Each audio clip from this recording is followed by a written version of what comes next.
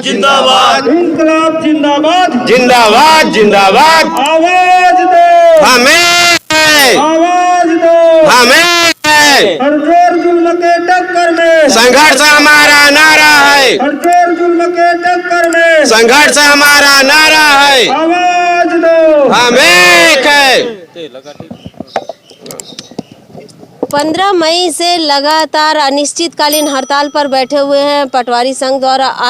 और एक आदेश भी आया हुआ है, उस आदेश के बारे में भी जानकारी हम लेंगे। और सबसे बड़ी बात है कि जो 8 सूत्री मांग है उनसे हम जानकारी लेते हैं। और अभी तक अनिश्चितकालीन हड़ताल पर बैठे हुए हैं। तो मैं मनोज खरे मेरा नाम है और मैं ही गरियाबंद में हूँ। जिला संगठन से हूँ, मैं विशेष सलाहकार हूँ यहाँ का।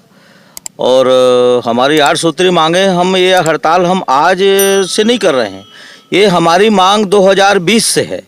2020 में हमको राजस्व मंत्री द्वारा आश्वासन दिया गया था। उनके आश्वासन को हमने विश्वास करके 2 साल तक इंतज़ार किया। इंतज़ार करने के बाद भी कोई भी आश्वासन के अनुसार कोई परिणाम ना आने के कारण हम लोग ये आंदोलन करने के लिए बाध्य हुए हैं। और अपने उन्हीं 8 सूत्री पुरानी मांगों को लेकर ही हम हड़ताल में 15 मई से बैठे हैं। और आज 24 दिन हो चुका है। इसके बाद भी राज्य शासन जो है इस पे सुनवाई करने की बजाय और हमारे इसके आंदोलन को कुचलने के लिए एस्मा लगाई है कल ही 7 तारीख को। और इस एस्मा से हम कुछ व्यतीत होने वाले नहीं हैं, बल्कि जो पेट्रोल का काम की है, इससे जो साथी नहीं आ रहे थे वो भी आक्रोशित होकर के आंदोलन में बढ़ चढ़ के भाग ले रहे हैं। यहाँ पे देख सकते हैं कि 8 सूत्री मांगों को लेकर बैठे हुए हैं। और भी हम जानकारी लेंगे। तो आप लोग की 8 सूत्री मांग क्या क्या है? 8 सूत्री में देखिए, पहला मांग है वेतन विसंगति। वेतन विसंगति से आशा ये है कि हमारा जो ऑपरेटर है, कंप्यूटर ऑपरेटर जो शासन ने नियुक्त किया, उसको 2800 बेसिक दे रहा है। हम लोग आंदोलन करने के बाद हमको मुश्किल से 2400 तय हुआ है। तो हम उससे तो गए गुजरे, हमारा काम नहीं है। वो टेबल में बैठ के कर रहा है, हम फील्ड वर्क कर रहे हैं। फिर वो कंप्यूटर का भी भुइयाँ का भी कार्यक्रम कर रहे हैं। आप देखिए, भुइयाँ से राज्य शासन को पूरे नेशनल लेवल पे पहचान मिली, उनको अवार्ड भी मिला। जबकि हमारी दूसरी मांग है संसाधन की।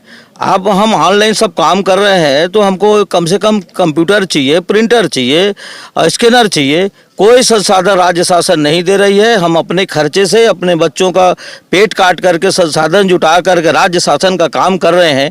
अगर हम संसाधन की मांग कर रहे हैं तो क्या गलत कर रहे हैं? जी हाँ, जबकि आप लोगों को संसाधन उपलब्ध करवाने के बाद ही काम लेना चाहिए। सीधी सी बात है। आप मजदूर को कुछ साधन नहीं दोगे, अपने वर्कर को साधन नहीं दोगे, काम करने बोलोगे तो कैसे गुणवत्तापूर्वक काम करेगा? ये तो साधारण सी बात है। इसको विधानसभा में क्वेश्चन उठा था, उन्होंने आश्वासन दे दिया था कि बहुत जल्द उपलब्ध कराएंगे। आज निर्वाचन आने की तिथि तय हो गई है, लेकिन इन्होंने आज तक हमको संसाधन नहीं उठाया। 5 साल गुजर गए। ये जो आप लोगों को कल पत्र मिला है, इस विषय में बताएंगे। एस्मा लगाया गया है। इसको क्या है, राज्य शासन ये सामंतवादी सोच की जो होती है, अपना विरोध बर्दाश्त नहीं करती। जबकि हम प्रजातांत्रिक ढंग से अपना आंदोलन कर रहे हैं, तो हमारे मांग पर विचार करने की बजाय ये आंदोलन को कुचलने के लिए अत्यावश्यक सेवा अधिनियम का लगा करके डराने की कोशिश कर रही है। जबकि ये जो है आग में पेट्रोल का काम किया है। और जो साथी जो थोड़े से सुस्त थे वो और आक्रोशित होकर के इसमें बढ़ चढ़ के भाग ले रहे हैं। इस लेटर से आप लोगों को किसी प्रकार से भय नहीं है? नहीं, काहे का भय? हम अपनी मांग के लिए मांग कर रहे हैं। हमने गुणवत्ता के लिए देखे। आज तक कोई भी कैडर ये नहीं कहता कि हमारे शैक्षणिक योग्यता को बढ़ाया जाए। आपने कभी कोई मांग नहीं दिया का होगा। पटवारी को नियुक्ति 12वीं के बेसिक पे होती है। हमने कहा कि हमको स्नातक किया जाए। हमारी एक है पदोन्नति क्रमोन्नति की बात। आज आप देखिए, एक चपरासी भी प्रमोशन लेके अधीक्षक तक प्रमोशन लेके रिटायर होता है, लेकिन पटवारी ही अकेला है। बीट गार्ड जो है, आप देखिए, रेंजर होकर रिटायर हो जाता है। लेकिन पटवारी एसडीओ भी बन जाते हैं। एसडीओ भी बन, लेकिन पटवारी जैसा एक कौम रह गया है कि सिर्फ पटवारी से पोस्टिंग होने के बाद पटवारी में ही रिटायर हो रहा है। ये राज्य शासन की कितनी बुरी व्यवस्था है। उसी को हम मांग कर रहे हैं कि हमको भी प्रमोशन दिया जाए शैक्षणिक योग्यता सीनियरिटी के आधार पर। और आप लोगों का अनिश्चितकालीन हड़ताल लगातार जारी रहेगा जब तक आप लोगों की मांग पूरी नहीं होगी? जब तक हमारी मांग पूरी नहीं होगी तब तक हमारा हड़ताल चलता रहेगा। हो सकता है आगे और उग्र रूप ले, जैसा फिर प्रांतीय बॉडी जो भी निर्देश देगी उसका अक्षरशः पालन हमारी स्थानीय बॉडियां करेंगी, इसमें कोई संदेह नहीं। 8 सूत्री मांग कौन बताएगा? 8 मांगे पूरा टोटल करके आप ही बोलेंगे पढ़ के। 8 सूत्री मांग को बताइएगा पूरा पढ़कर। पहला है वेतन विसंगति दूर करते हुए वेतन में बढ़ोतरी किया जाए। हमने 2800 बेसिक की मांग किया है और वो बताया ना हमारे ऑपरेटर जो कि बेसिक जो 2800 है और हमारा 2400 है, ये विसंगति को दूर करने की मांग है। दूसरा वरिष्ठता के आधार पर पदोन्नति। मैंने पहले भी कहा कि एक चपरासी जो है वो जाकर अधीक्षक बन सकता है, एक बीट गार्ड जो है जाकर रेंजर एसडीओ बन सकता है, लेकिन पटवारी में ही रिटायर हो रहा है। इस विसंगति को दूर किया जाए। संसाधन एवं भत्ते की मांग। भैया आप हर प्रक्रिया को ऑनलाइन कर दिए हो, भुइयां पोर्टल जो है, और आप संसाधन के नाम पे कुछ भी नहीं दिए हैं, कैसे काम होगा? वो कैसे गुणवत्ता आएगी? स्टेशनरी भत्ता, हमको स्टेशनरी भत्ता 250 रुपया मासिक दिया जाता है, वो भी 10 साल पहले नियत हुआ था।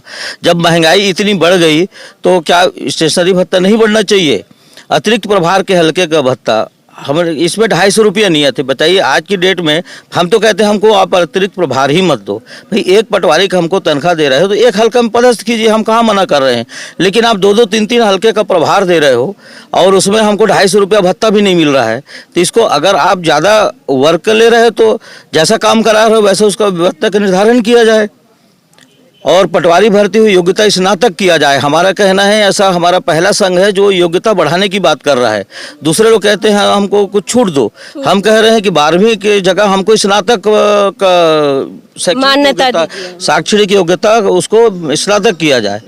और 7वां है मुख्यालय निवास की बात है। आजकल 3 पंचायत 4 पंचायत ऐसा रहता है एक पटवारी। और दूसरे क्या है, आजकल मोबाइल का जमाना है, संचार साधन इतने हो गए हैं कि वहाँ एक जगह रहने की आवश्यकता नहीं। आजकल मुख्यालय, आजकल तो सब व्हाट्सएप का जमाना है, आप जहाँ चाहे वहाँ उपलब्धता है। मुख्यालय रहने की बाध्यता को आजकल जो है कोप भजन बनाने के लिए अधिकारी लोग उसको उपयोग करते हैं। और 8वीं मांग है बिना विभागीय जाँच के FIR दर्ज ना हो। किया है कि जब तक जांच ना हो कोई भी आरोप लगा सकता है, आरोप लगाने में कोई बाध्यता होती नहीं है। तो उस आरोप के आधार पर FIR ना हो, पहले विभागीय जांच हो। हाँ, आरोप सिद्ध हो, हम नहीं कहते FIR ना हो, लेकिन आरोप सिद्ध होने के बाद सिर्फ ब्लेम लगा देने पर FIR नहीं होना चाहिए। हमारी ये 8वीं मांग है। यहाँ पे देख सकते हैं कि पटवारी संघ द्वारा अनिश्चितकालीन हड़ताल पर बैठे हुए हैं और ये नहीं बोलेंगे, बोले आज हमने वो जलाया, बता देते। अच्छा, हाँ, ये जो आप लोग को आदेश मिला है इस विषय में बताइए। ये जो एस्मा का आदेश मिला है इससे आक्रोशित है हमारा पूरा संघ और प्रत्येक सदस्य। इससे आक्रोशित होकर राज्य शासन के इसके आदेश के विरोध में आज हमने सभी जगह जो है इनके आदेश के प्रति को जला करके इस आदेश का विरोध और आक्रोश को व्यक्त किया है। और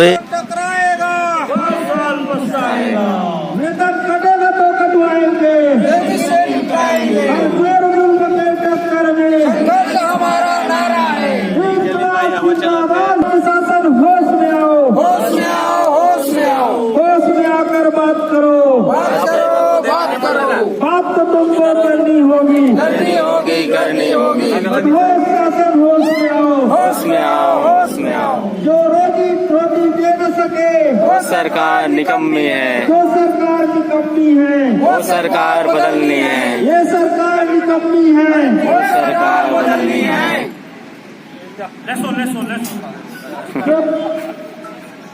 हमसे जो टकराएगा पछताएगा, चाहे जो मजबूरी हो, हमारी मांगे पूरी हो।